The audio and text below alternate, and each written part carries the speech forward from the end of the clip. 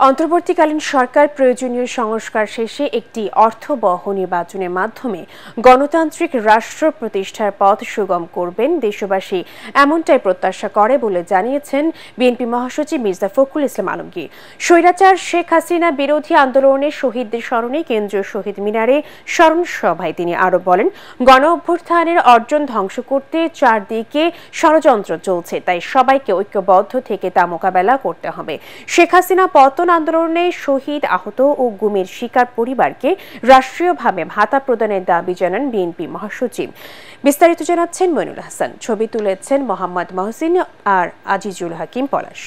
গণতন্ত্রের সংগ্রামে স্বৈরাচার শেখ হাসিনা মুক্ত বাংলাদেশ প্রতিষ্ঠায় ছাত্র জনতার ইতিহাস বদলে দেওয়া গণ অভ্যুত্থানে অকাতরে যারা বিলিয়ে দিয়েছেন প্রাণ, বাংলার সেই বীর সন্তানদের স্মরণে কেন্দ্রীয় শহীদ মিনারে এ আয়োজন।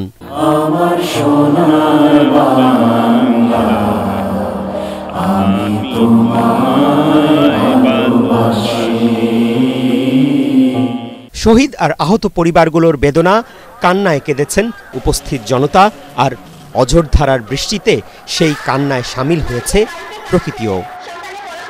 মানুষ কেমন করে পারে, সূর্যটা কেঁপে উঠলো অথচ ওদের হাত কাঁপলো না। মৃত্যু পথযাত্রী জেনেও আমাকে হত্যা করলো। আমার ছেলে যেন শহীদের মর্যাদা পায়, সেই দোয়া করবেন। আমার ছেলের জানি যে চোখ হারাইছে, আমার ছেলের জানি বিচার চাই। ঠিক গেছিল তারেক জিয়ার মিছিলে, তারে নিয়ে কোনি আসে না মরছে আমার সংসার, আর কেমন আমি উপযুক্ত বিচার আপনাদের কাছে চাই। আমার ভাই পুলিশের হাতে ধরছে এবং কি তার পাও পর্যন্ত ধরছে, আমাকে এবারের মতো ক্ষমা করেন, কিন্তু তারা ক্ষমা করে নাই। যত ছাত্র জনতা যতজন শহীদ হয়েছে, 15 বছরে অনেক মানুষ শহীদ হয়েছে, এ বিচার হবে বঙ্গর মাটিতে ইনশাআল্লাহ। বিএনপির আয়োজনে স্মরণ সভায় সমমনা দল ও জোটের নেতারা বলেন, ছাত্র জনতার আন্দোলনে বিজয় এলেও গত 15 বছর স্বৈরাচার শেখ হাসিনার বিরুদ্ধে আন্দোলন করতে গিয়ে যারা গুম, খুন, মামলা, নির্যাতনের শিকার হয়েছেন তাদের অবদানকেও ভুলে গেলে চলবে না। রাষ্ট্র সংস্কারের রূপরেখা হিসেবে আমরা 31 দফা কর্মসূচি দিয়েছি।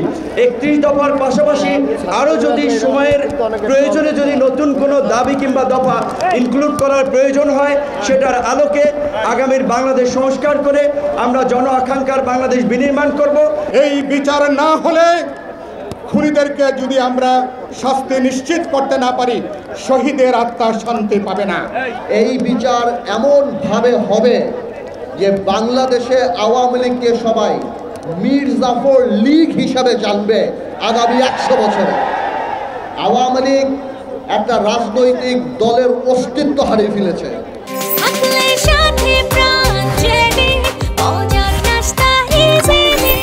প্রবল বৃষ্টিকে উপেক্ষা করে শহীদ মিনারে দর্শক সারিতে বিএনপি নেতাকর্মীদের সাথে উপস্থিত ছিলেন অসংখ্য সাধারণ ছাত্র জনতা। বক্তৃতার মাঝে প্রতিবাদী গান, নাচ পরিবেশনা বারবার যেন মনে করিয়ে দিয়েছে জুলাই আগস্টের বৈষম্য বিরোধী ছাত্র আন্দোলনের অগ্নিগর্ভ দিনগুলো।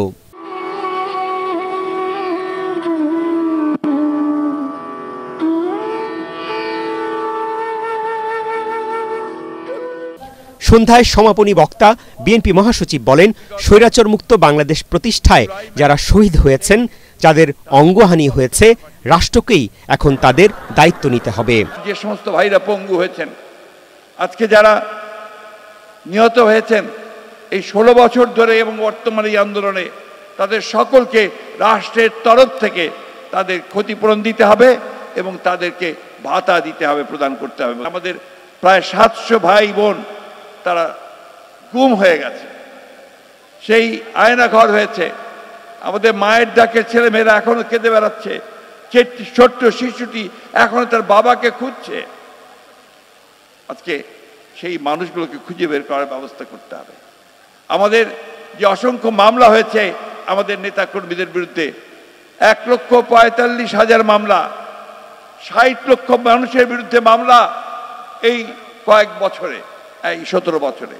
এই সমস্ত মামলাগুলোকে প্রত্যাহার করতে হবে অবিলম্বে, অতি দ্রুত। বন্ধুগণ, চক্রান্তের মধ্য দিয়ে আমাদেরকে কেউ যেন আপনার বিপথে নিয়ে যেতে না পারে। গোপালগঞ্জে আমাদের স্বেচ্ছাসেবক দলের সভাপতি জিলানির উপর আক্রমণ করা হয়েছে, তার স্ত্রীকে আক্রমণ করা হয়েছে। আমি নিজে গিয়ে দেখে এসেছি। একজন নেতা শহীদ হয়েছে। বন্ধুগণ, পরিষ্কার বোঝা যাচ্ছে যে তারা এখনো আবার হায়নার মতো লুকিয়ে আছে, যে কোনো সময় তারা আক্রমণ করবে। সেই আক্রমণকে আমাদের প্রতিহত করতে হবে। এখনো নানাভাবে চক্রান্ত হচ্ছে দাবি করে অন্তর্বর্তীকালীন সরকারকে জনগণের আকাঙ্ক্ষা পূরণে কাজ করার আহ্বান জানান মির্জা ফখরুল। হয়তো স্বাধীন হয়েছি, কিন্তু এখনো চতুর্দিকে নাগিনীরা ছড়াইছে নিঃশ্বাস। সেই তাদের চক্রান্ত তারা বিভিন্নভাবে ছড়াচ্ছে এবং আমাদেরকে বিভক্ত করবার চেষ্টা করছে। আজকে আমাদের যেটা প্রয়োজন সবচেয়ে বেশি, তা হচ্ছে আমাদেরকে ইস্পাত ঐক্য, যে ঐক্য নিয়ে আমরা দীর্ঘ 16 বছর লড়াই করেছি। এই অন্তর্বর্তীকালীন সরকারের কাছে জনগণের প্রত্যাশা আকাশচুম্বী, লেভেল প্লেইং ফিল্ড তৈরি করে দেবে। গণতন্ত্রের প্রতিষ্ঠানগুলোকে আবার তারা সংস্কার করে এমন একটি জায়গায় আনবে যেখানে সত্যিকার অর্থেই একটা অর্থবহ নির্বাচনের মধ্য দিয়ে, নিরপেক্ষ নির্বাচনের মধ্য দিয়ে আমরা একটা গণতান্ত্রিক রাষ্ট্র, গণতান্ত্রিক সমাজ প্রতিষ্ঠা করতে পারি। ব্যতিক্রমী এই আয়োজনে বিএনপি ছাড়াও বিভিন্ন রাজনৈতিক দলের শীর্ষ নেতারাও অংশ নেন। উপরে তখনও মৃত্যু হয়নি। মইনুল আহসান, এটিএন বাংলা, ঢাকা। ভাবলাম এত